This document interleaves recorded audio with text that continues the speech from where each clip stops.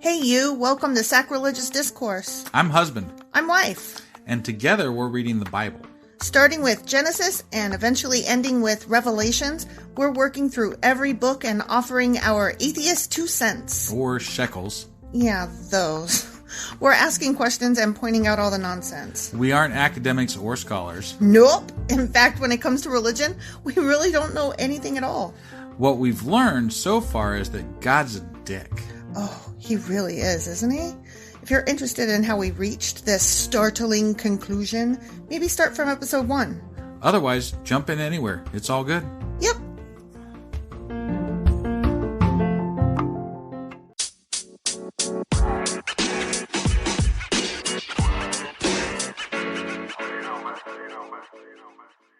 Husband. Wife. What the fuck are you up to? I told you. I'm trying to make it funny before we get onto the podcast. That's why I do a funny countdown. It's just that you were like sing-songing and I was like, what? I was taken aback. And you were laughing, weren't you? Yeah, but then I said, you're so dumb. And then you said, nope. And you cut it off. Because you didn't start it right. You're supposed to say husband. Okay, so I go, husband, you're so dumb. Is that better? I mean, no, because you're going to say husband. And that's husband. It. That's it. Husband. Wife. You're so dumb. See, that would be better. Okay. So, do you remember what happened last time? Seems like we were learning rules for things and like stuff. The long lobe of the liver. Yeah, that's right. Sacrifices. Yeah. And for different reasons, though. Like, yeah.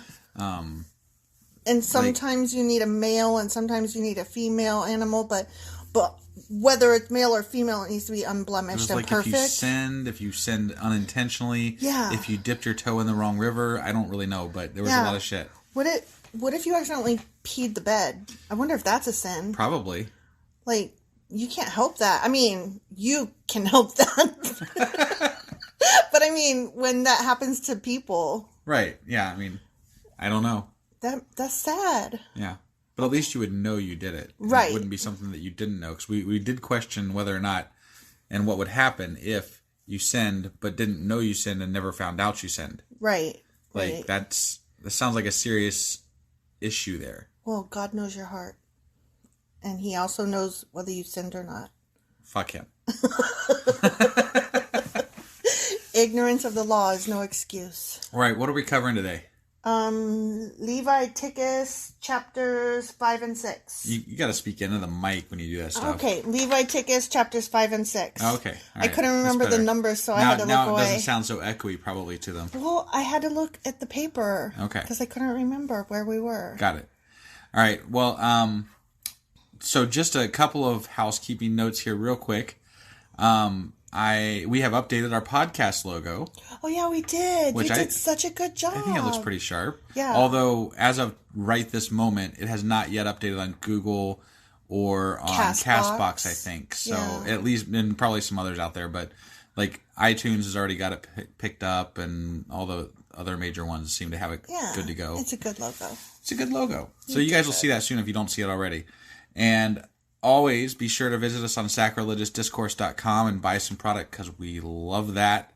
And, we have a Facebook page, an Instagram page, a Pinterest page, and a Twitter page, obviously, because we've already promoted that one. But those are all available at the bottom of our website to go and join us on. So go do that too. Yeah, and then talk at us. Yeah, we love that. Yeah. All right, let's get on with this podcast, huh? Okie dokie.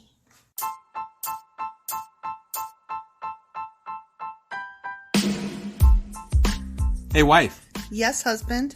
Did you know that we are now on Patreon? Yes, because you told me, but also, no, tell me more. So we're on Patreon now. Are we? We are, and our supporters can go there and support us, and we have multiple levels all the way up to You Killed God. That sounds really drastic and escalated quickly-ish. Well, no, there's multiple levels before there. So it escalates on a sliding scale of, cheap to not cheap. Oh. But, we can definitely use any amount. So, like, any support is always appreciated. So what exactly is Patreon? It's a place where you can show your support for our podcast. And just our podcast? Any podcast or any performer. But, we're the ones that, you're listening to right now. So maybe you should, support us. That'd be awesome. That would be awesome. But we love you anyway. So all you got to do is go to Patreon, look up Sacrilegious Discourse. It's actually patreon.com/Sacrilegious Discourse is our actual main page there. So head on over and send us some love. Yeah. Okay, are you ready to start this Leviticus? I am ready. Chapter 5. Okay, if you are called to testify about something you have seen or that you know about, it is sinful to refuse to testify, and you will be punished for your sin. So that means you better be a narc, right? So then what? He's saying that you better be a narc. Right. You better come rat your fellow neighbors out. Yeah. It says you have to testify. It doesn't say what you have to say. But I'm sure elsewhere it didn't say don't be a liar face. Probably, yeah, I'm sure. So it kind of does in a roundabout way. I guess. But it's all in how you word it. You can say things There's how you always want to loopholes. you got to make a loophole there. Or suppose you unknowingly touch something that is ceremonially unclean, which could happen. Right. I always touch things that are ceremonially unclean. Well, they have all these ceremonial I know. bullshit things, such as the carcass of an unclean animal. I hate it when that happens. When you realize what you have done, see, there's the problem. I would on purpose How the fuck do you never realize? realize. Right. I would never realize. I would make a point of going through my life not realizing. Yeah. La la la. I don't know. You must admit your defilement and your guilt. You son of a bitch, you touched that thing. Pretty strong words, defilement. You are a dirty motherfucker. I cannot believe you. You must go confess to the Lord that you touched that animal skin. Carcass. Yeah. Yeah. That is Whatever. so It's harsh. so stupid. But rape, that's fine. Right. Yeah. In certain instances anyway. Sometimes. Yeah. Incest totally. also. Definitely. You got to carry on that male heir. Yeah, definitely got That to is carry on. very fucking important. We must have all the mans. Yeah. Man wiener is very importante. But only part of it. You got to chop that a little bit off there at the end. Yeah. This is true whether it is a wild animal, a domestic animal, or an animal that scurries along the ground. I'm glad they clarified that. Mm-hmm. So all the animals. Yeah. Yeah, all the animals. All of them. Or suppose you unknowingly touch something that makes a person unclean. When you realize what you have done, you must admit your guilt. When you touch something that makes a person unclean. So what does that mean? If you touch something that's unclean, you suck. If you touch something that makes you unclean, you suck. But I don't know what that could be. I don't either. Yeah. Maybe they'll explain it to us. I'm sure they're usually pretty good about that. No, this time it just goes right on to the next. Oh. Don't do this. Let's just leave that one vague so you can die of, Yeah. whatever. Yeah. I decide to smote you over. Oh, you touched that rock and I decided it made you unclean. Or suppose you make a foolish vow of any kind. A foolish vow, whether its purpose is for good or for bad. When you realize its foolishness, you must admit your guilt. What indicates a foolish vow? Right? That's...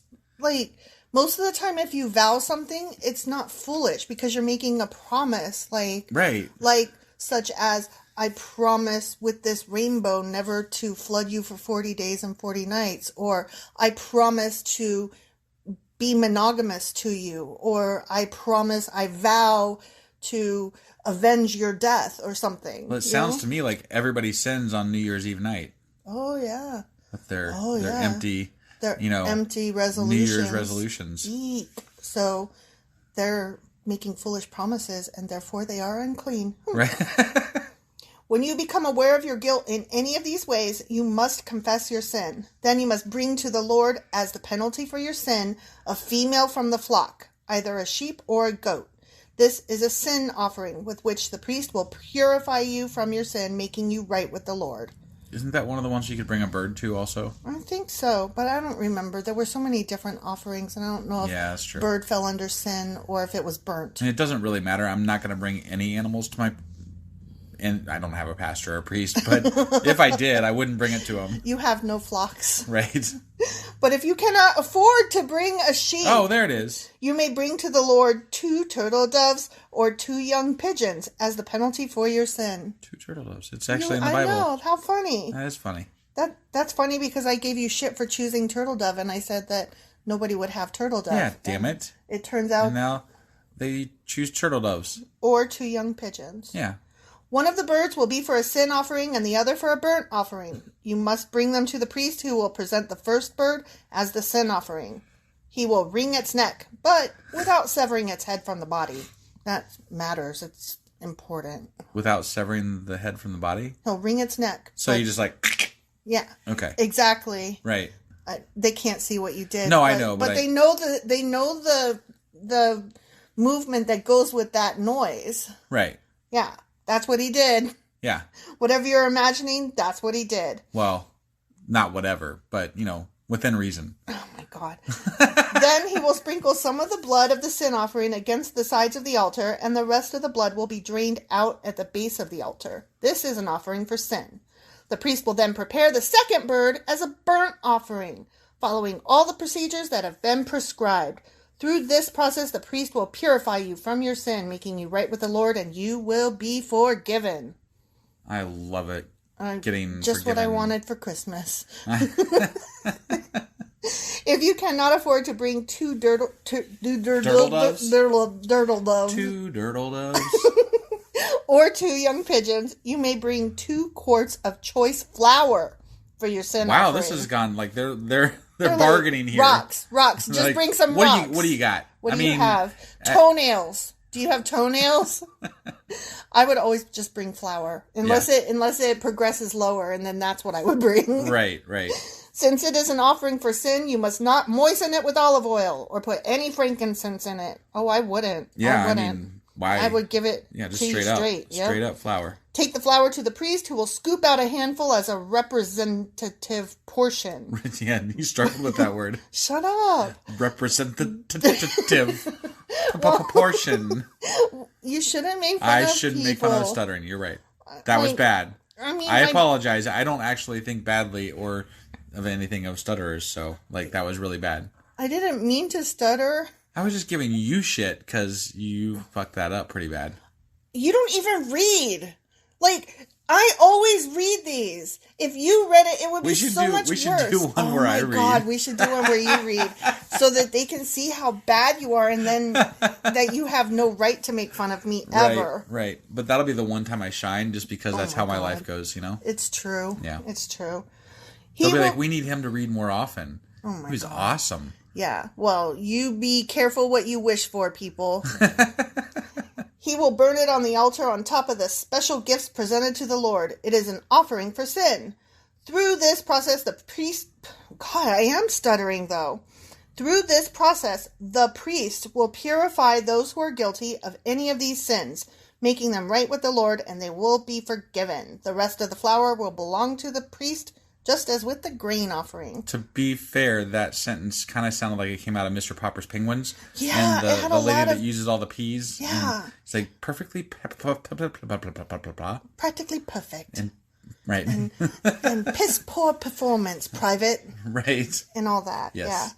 Yeah, it was not good. A lot of peas. There was a lot of peas. And then when you're on a radio, you're not supposed to pop your peas. Oh, you're not? Have you heard about that? No, why? Because it makes a bad noise on the microphone. Well, piss on that. No, you're not supposed to pop your peas. I know. I was testing it out. I thought everybody knew that one. I never. What? I mean, we literally record this on a desk in our living room. On a phone. Yeah. So why would I know the ins and outs of recording studio shit? Okay. Have I ever been in a recording studio? No, but you read a lot of crap that I don't read. So I don't read crap. I read great stuff. You read everything. I do read everything. So I wouldn't call it all great stuff. It's just you read everything. I do read everything. Okay. That's fair.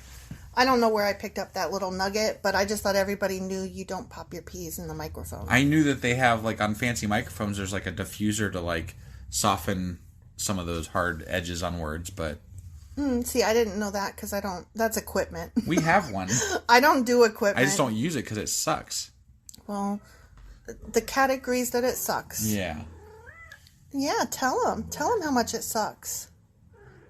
Okay. Okay, we gotta get on with this. Okay, trespass offerings. This is getting exciting. Stop coughing. I'm sorry. I've been holding that in for the whole last What, 9 minutes? You couldn't wait 9 more? I've been holding it in for at least 4 minutes. Oh my God, you're an idiot. And then I just couldn't. So. Okay, well shut up. We're going to learn about trespass offerings, and I'm excited about this one. Okay. This is like breaking and entering, shit like that. Are you sure? I don't know, trespass. Right, but we don't know what... I'm assuming it means like trespassing on your land or something. Gotcha. Okay, let's see. Then the Lord said to Moses, if one of you commits a sin by unintentionally defiling the Lord's sacred property, you must bring a guilt offering to the Lord. Oh, that's what they meant by trespass. And I'm assuming sacred property means the tabernacle? Probably. I assumed it meant that if somebody enters my house, I could shoot them. What does exactly defiling it mean? Like if you, and what does unintentional mean? Like if you're drunk and you piss on the tent? Is that defiling it, and is it an unintentional? Well, it's definitely defiling it. I would argue, I would see arguments on both sides as to whether or not it was intentional. I need to know the circumstances. What if you just really had to go and there's not a restroom for miles because you're out in, and you just raise up your skirt. Godland, and you're like, yeah, because you don't have underwear, so like whatever, just piss. And they're like, oh, I can hide behind this corner of the tabernacle and just take a piss here. And then you're like, shit, now I got to go do the trespass offering. Would you turn yourself in? I think so.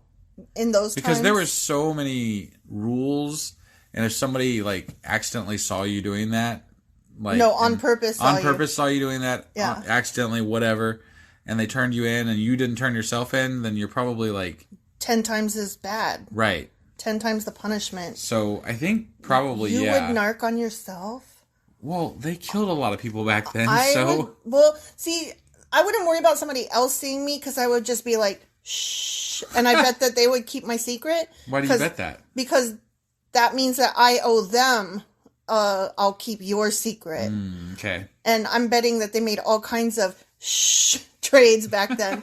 But the thing that you had to really worry about was not each other. It was God. Because that fool was angry as fuck. Yeah, I'm not so much worried about God, though. Well, he was smiting people left and right back then. In this story. Yeah, in this story. Within this... If we're putting ourselves in the Bible, then yes, I would turn myself in a heartbeat because of God. Because of God, right? Because he's a vindictive prick. But in reality, I don't believe in the fucker. So no. So I would not turn myself in, and I would say, fuck that God, and fuck you if you're a narc. Moreover, based on our reading, I'm pretty sure I sin pretty much every single fucking day. Oh, yeah. Definitely.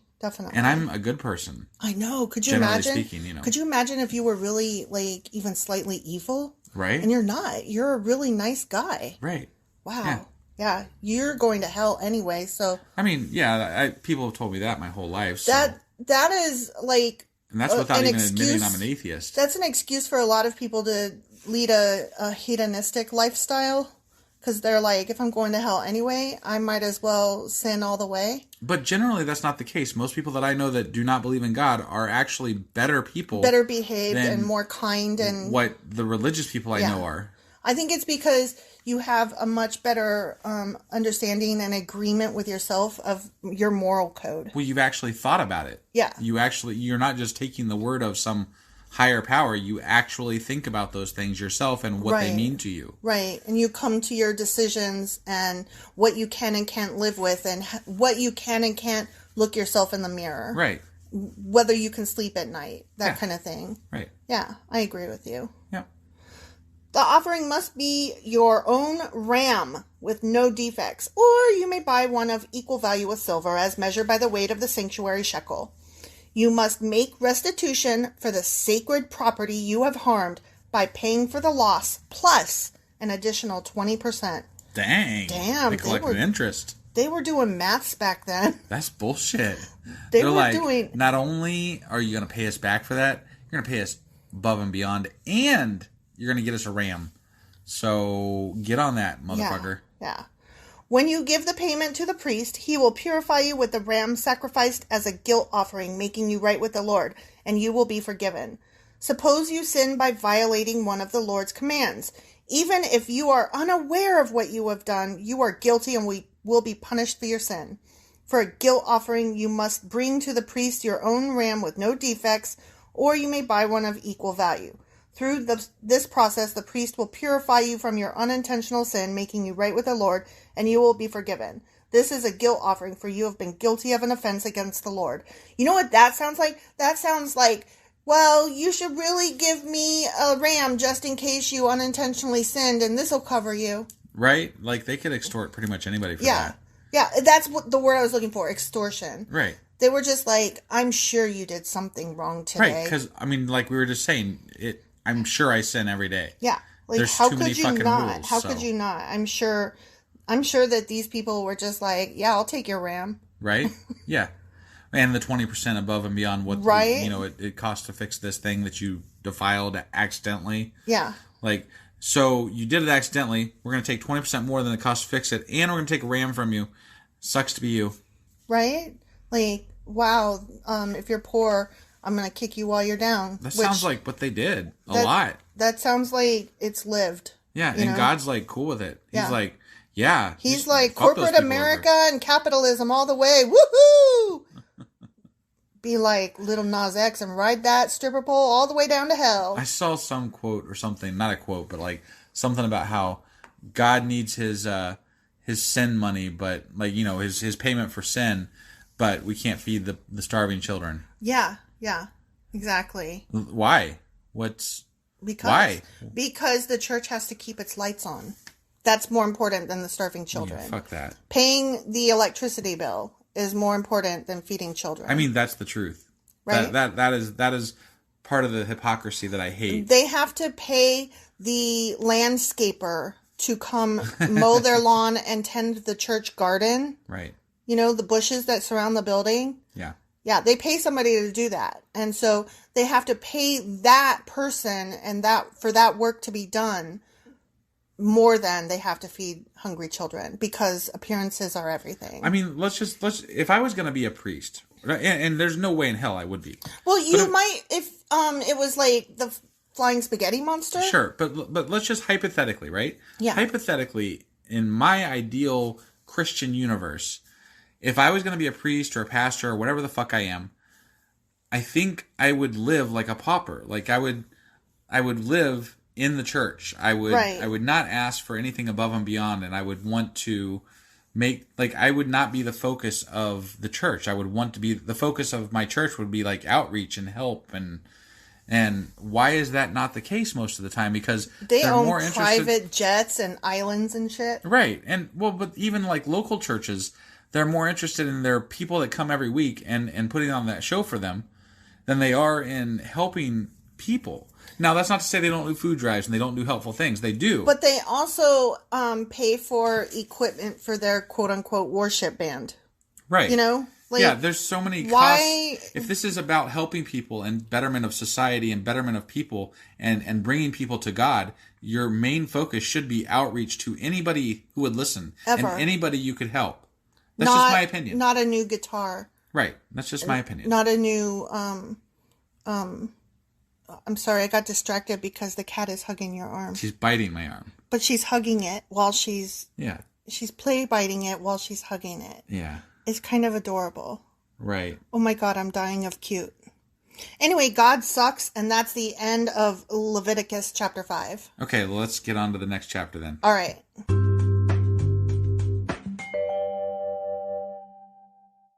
All right, Leviticus chapter 6. Ready? Okay. Yeah, sure. Okay.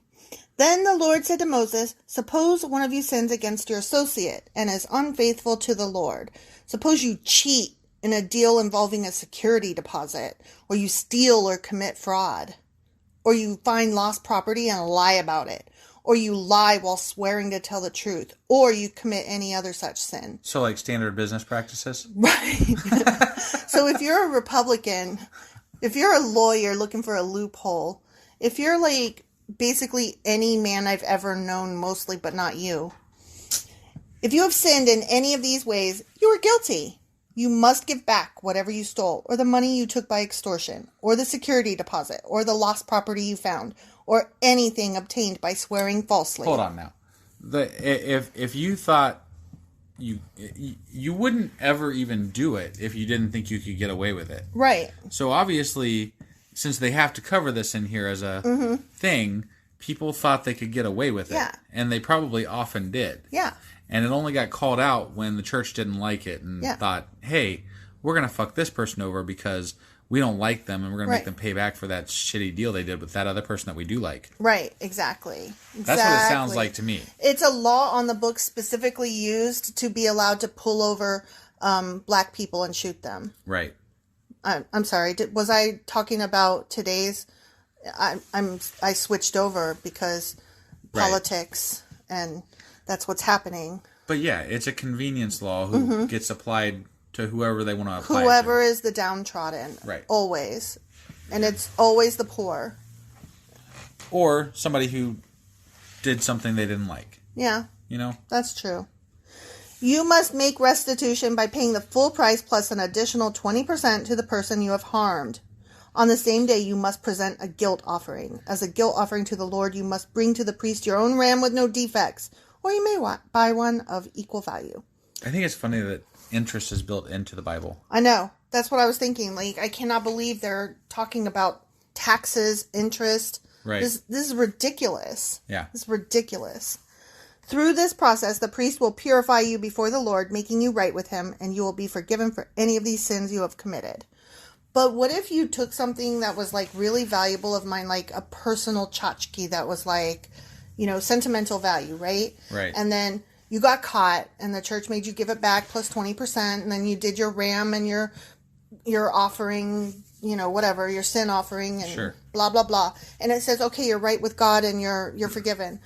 But it doesn't talk about, like, but do I forgive you?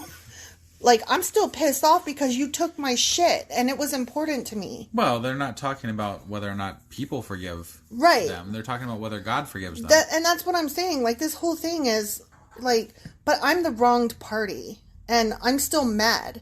Yeah, I'm glad that you gave me back plus 20%, but... Well, does that plus 20% go to them or the church? Well, it depends. If you stole something from somebody, then you give back the item plus 20% to the person that you stole it from. So all I'm saying is I don't forgive you. Got it. Or, you know, you'll have to do more than just pay me back because you got caught. You know, if you want my forgiveness, you have to actually be sorry, not just act sorry. Right. That's all I'm saying. The law of the offerings. Then the Lord said to Moses, give Aaron and his sons the following instructions regarding the burnt offering. The burnt offering must be left on top of the altar until the next morning, and the fire on the altar must be kept burning all night. Wonder if they still do that. In the morning, after the priest on duty has put on his official linen clothing and linen undergarments. Sorry, the comma was on the next line. Got it. He must clean out the ashes of the burnt offering and put them beside the altar. Then he must take off these garments, change back into his regular clothes, and carry the ashes outside the camp to a place that is ceremonially clean. Meanwhile, the fire on the altar must be kept burning. It must never go out. Each morning, the priest will add fresh wood to the fire and arrange the burnt offering on it. He will then burn the fat of the peace offerings on it. And remember, the fire must be kept burning on the altar at all times. It must never go out. Just remember, make sure that fire is burning at all times. Did you forget to leave the fire burning? Fuck. This is the time when you're like, oh no, I think I left the stove on. Oh, good. These are the instructions regarding the grain offering. Aaron's sons must present this offering to the Lord in front of the altar. The priest on duty will take from the grain offering a handful of the choice flour moistened with olive oil, together with all of the frankincense. So this time they moisten it with olive oil and put the frankincense. Yeah. But just this time, so not that other time. Not that other time, but this time, yes. This time, yes. Yeah. And I forgot already what the other time was. Yeah, me too, so... I didn't care enough. I'm just imagining I would need, like, a book just like a whiteboard. Offerings. I would need a whiteboard. Which one is this? A Venn diagram. Okay, got it. He will burn this representative portion on the altar as a pleasing aroma to the Lord. Aaron and his sons may eat the rest of the flour, of course, but it must be baked without yeast and eaten in a sacred place within the courtyard of the tabernacle. Remember, it must never be prepared with yeast. So, you know what? The only 2 rules that I remember, like, hardcore are no yeast ever, fire burning always. No yeast ever, fire burning always. What I gather here is that Moses, Aaron, and his sons all liked unleavened bread. And they got a racket. They definitely got a racket going. I have given it to the priests as their share of the special gifts presented to me. Like the sin offering and the guilt offering, it is most holy. It is most holy. Is it? But not...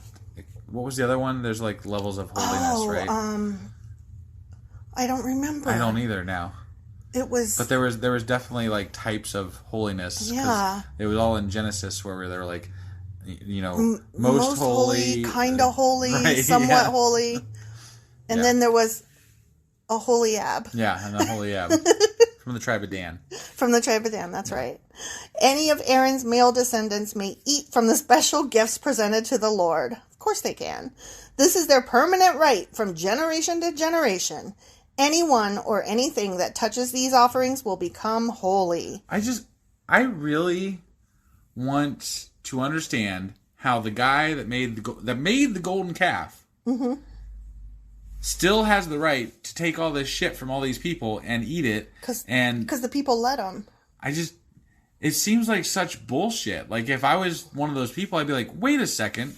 He killed my friend because he made the golden calf, and then he was like, I don't know. Yeah. And then now he gets all of our fucking food, too? Yeah. This is a bunch of bullshit. It's a bit questionable at best.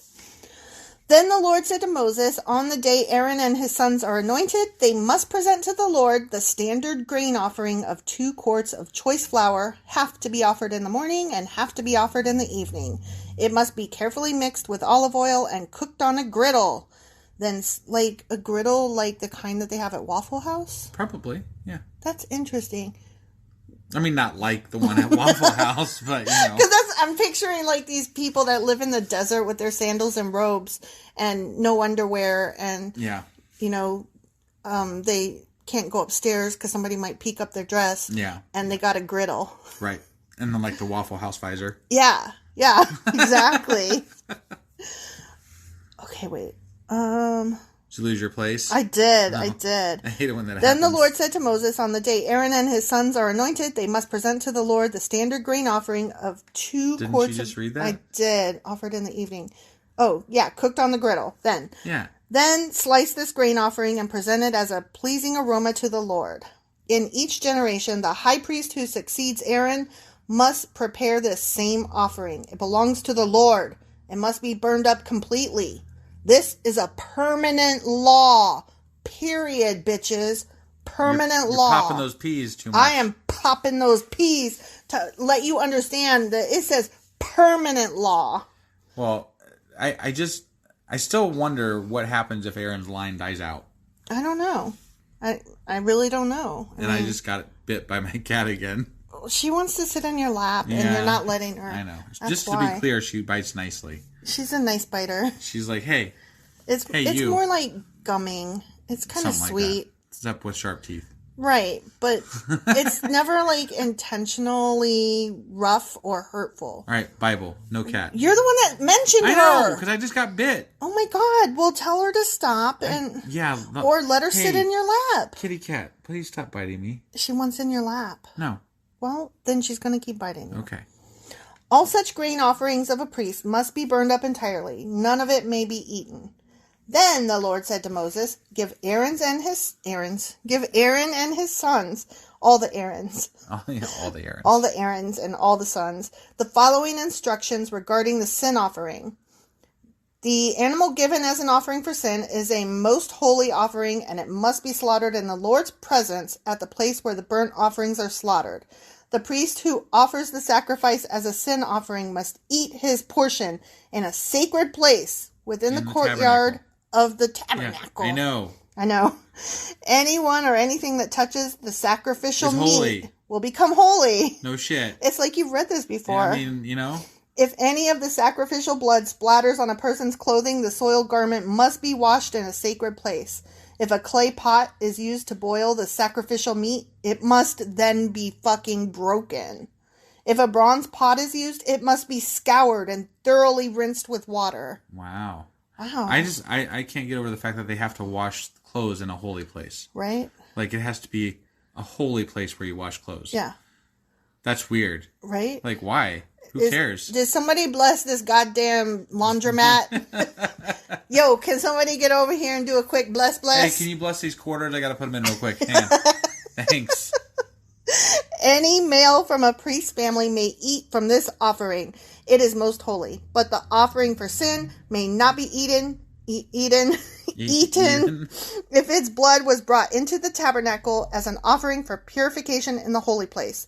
It must be completely burned with fire. The end. Okay. Yeah, right? I mean, whatever. This is a lot of rules for offerings. Yeah, it's whatever. a lot of rules. And mostly they're bullshit and can be simplified down to don't steal, don't be a douchebag, keep an eye on your neighbor. Well, it would worry me back then if I broke a rule. Right. And then I have to figure out which fucking one I gotta do. You would need the Cliff Notes version. You would need me by you to say, no. They're saying like 20 different things the same way that actually boils down to 3. There needs to be like a flow chart. Well, that's what I said, a Venn diagram. Right. But you don't need to worry about what the punishments are. You only need to know what the crimes are. And that's what I'm saying. The crimes just thus far are don't be a dick, don't pee on stuff that doesn't belong to you, don't take stuff that doesn't belong to you, don't mess around with stuff that doesn't belong to you. Just do your own, stay in your lane. And also have some savings put away for, in case of sin. Right, in case of accidental, unintentional sin. But, I mean, mostly just stay in your lane and don't be a dick. That's what all of this comes down to. Oh, and definitely don't piss off Moses or Aaron. Right, I'm guessing. Definitely. That's just or his sons, or any of their people after that. Yeah. Whatever. Yeah. I would suggest trying to marry into their family, honestly. That would be smart. Or at least, like, best friending them up. Right? Yeah. Well, that's it, right? That is it. And I am done with them because they're stupid. Well, I doubt we're done with them. No, we still have Leviticus 7 and 8 next week. Well, yeah, but that doesn't just because it's Leviticus 7 and 8, they may end with this whole Aaron and Moses stuff at some point, possibly. I doubt it. Because it's pretty much what all of the Torah was about, right? Yeah, it was Moses and his people and his tribe. So there's going to be more. Yeah. But we'll try to make it entertaining. Entertaining. And interesting? Were you trying to say interesting? I think it was interesting. Interesting-taining. Yeah, interesting.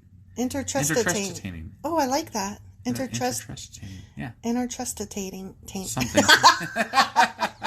All right, let's get the fuck out of here. All right, bye.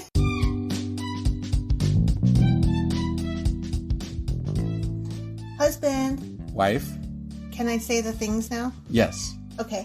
So you had a list of items that you wanted people to check out? Yeah, definitely. Make sure you check us out on Twitter. We are there under the handle sacrilegious_D. For D's nuts. Yeah, that's exactly where I'd have gone with that. Yep. We also would love to get emails from you because we love hate mail, fan mail, the whole 9 yards there. That email address is sacrilegiousdiscourse@gmail.com. And we are now on YouTube. And if you are listening to us on YouTube, you're going to be running a little bit behind what our schedule is for our podcast because you're going to be hearing stuff from 2 months before if you are caught up. You're in the past. So you should join us on our podcasting apps that are available. So like you can catch us on Apple Podcasts, Google Podcasts, Spotify. I'm on Castbox. Yeah, my wife's special. She's on Castbox. I like Castbox. And then on any of the things that you're on, we always would love it if you would like and subscribe. That helps us out so much. So yeah, do those things. And we will see you guys next week. Sure we will. It's on Thursdays. Yeah, that. Okay, bye.